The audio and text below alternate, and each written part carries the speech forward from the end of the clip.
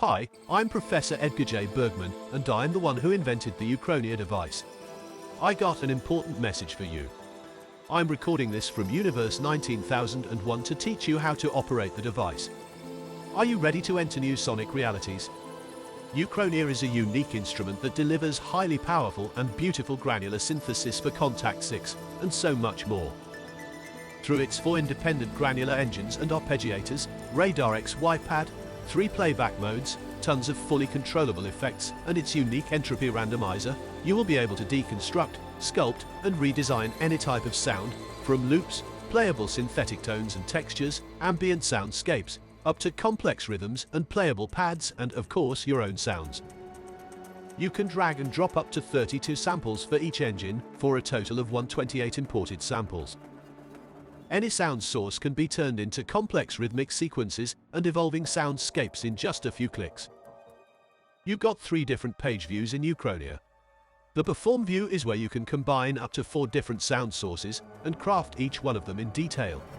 The Sculpt view is where you sculpt the overall sound by tweaking the master bus.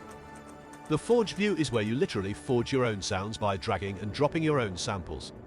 Let's start with the Perform view first. You can combine up to 4 sound sources, each one with its own independent granular engine and arpeggiator.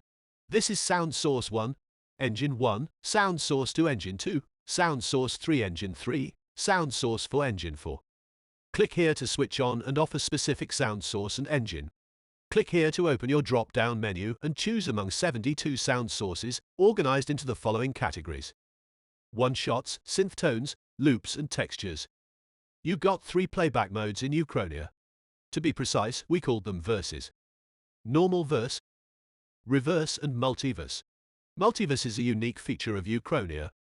Both regular and reverse playbacks are playing simultaneously, like 2 different sonic realities coexisting and blending together. Here you can set the volume of your selected sound source, turn the arpeggiator on and off, and turn the effects of the engine on and off. Click this button if you want to enter the engine of the selected sound source. Pay attention to this arrow system here. This tells you at any moment which sound source and engine you are tweaking. Sometimes, when you are focused on creating music and you are tweaking fast, you may lose track of where you are. So, this system always tells you which source are you manipulating. You can see that the arrow changes depending on the sound source and engine you have selected. Okay, so let's dive into what each individual granular engine does. They all work in the same way. First of all, click this button if you want to enter the individual engine for the selected sound source. With this button, you can switch the granular engine on and off. Like this, the granular engine is on. You got 11 controls in the granular engine to deconstruct the sound and recompose it the way you want. The position slider sets the sample start position of the playhead. Grain size sets the actual length of the grains being triggered by the engine. Density sets the frequency with which the grains are being triggered. Higher values mean that the grains get triggered at a higher frequency, while lower values means grains get triggered at a lower frequency. Together with grain size, density lets you control the spacing and overlap of grains. Higher density values in combination with a larger grain size will start giving you sonically interesting overlaps. Of course, higher values of these 2 parameters have an impact on the CPU consumption of Uchronia. Spray is controlling the amount of randomness of the sample start position. If spray is set to 0, the sample start position is just being set by the position slider alone. Adding some spray will change the sample start position randomly within a specific range. You can set the amplitude of the range by moving the slider. Pitch allows you to control the sample pitch in between 36 semitones and plus 36 semitones. Command-click on a Mac or Control-click on PC will set the pitch back to its original value. Envelope controls the ADSR of the sample. Higher values will give you longer attacks and releases, while lower values will make both attack and release quicker. Spread is controlling the amount of random positioning in the panoramic field of each sample. Higher spread values will result in the triggered samples being dispersed more widely in the stereo field. The Atom button will give your attack more bite and grit.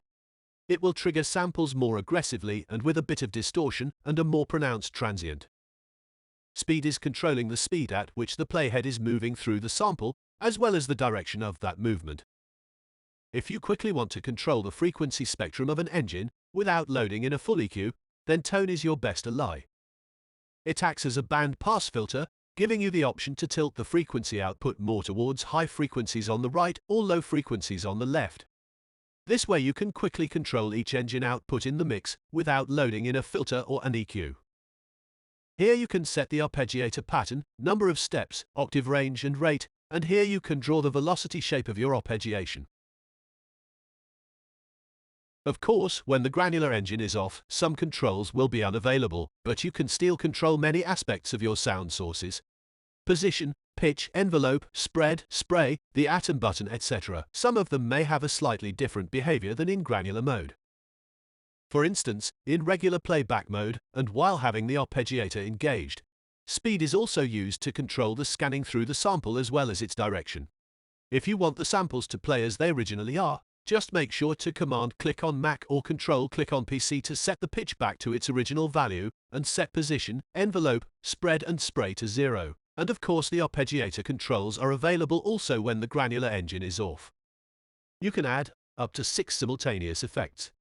Make sure you have the effects switched on in the Perform page view, otherwise you won't be able to access the drop-down menu here.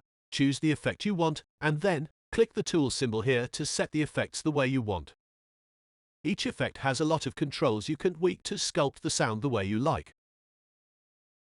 Switch this on and off if you want to engage the effects or bypass them. Don't worry, your setting won't be lost. Additionally, you have one special impulse response effect for each engine. This knob controls engine 1, this one controls engine 2, then engine 3 and engine 4. Click on the paper tape label to choose among 78 super creative effects to add that extra touch. And here's your Radar XY pad. By moving it, you will control different granular parameters at the same time.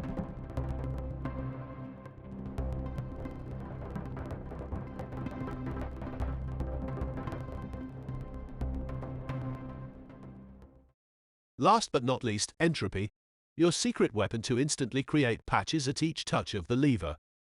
Entropy is a very smart and musical randomizer. It selects aleatoric sources and effects settings to create literally infinite new sonic possibilities. Of course, you can use entropies as they are, with no further tweaking. You'll be surprised by how beautiful and unique some will sound, but our suggestion is to use them as an inspiration and a starting point to achieve even more beautiful results. As a matter of fact, that's exactly what we did in our Uchronia Entropies NKI. We started from some of the entropy randomizations we came across and loved while developing the instrument, testing it and experimenting with it. Later on, we further tweaked them in order to create those snapshots.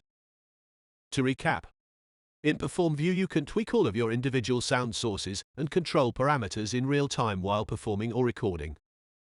This effect switch is not to be confused with the 4 individual ones. It will switch on and off the master effects you set in the Sculpt page. Let's see what you can do in the Sculpt view. Here you can tweak effect parameters of your master bus.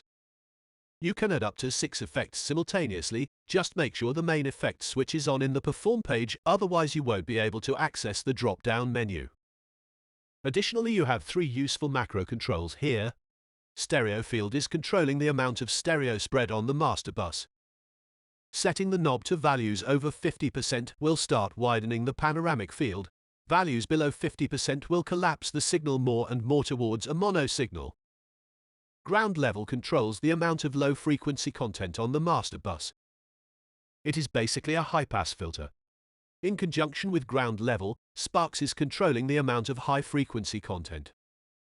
Lowering this value will start cutting out high frequencies on the master bus. This is basically a low-pass filter. Here you can control the master tape reel noise.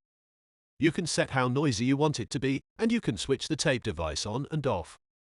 When the main switch is off, you won't be able to control any of the 4 individual reel noises inside each engine. Each engine has its own unique tape reel noise we sampled each time from a different vintage tape device.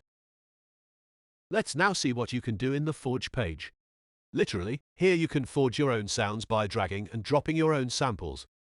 Something you recorded, samples from one of our other libraries, for instance, or from your favorite sample pack. You can drag and drop up to 128 samples for a total of 32 samples for each engine. You can go back to Perform page and Sculpt page on work on your sounds inside Uchronia.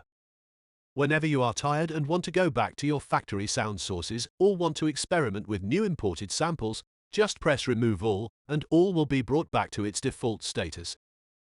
Okay, enough talking. Let's watch and listen to what Uchronia is capable of.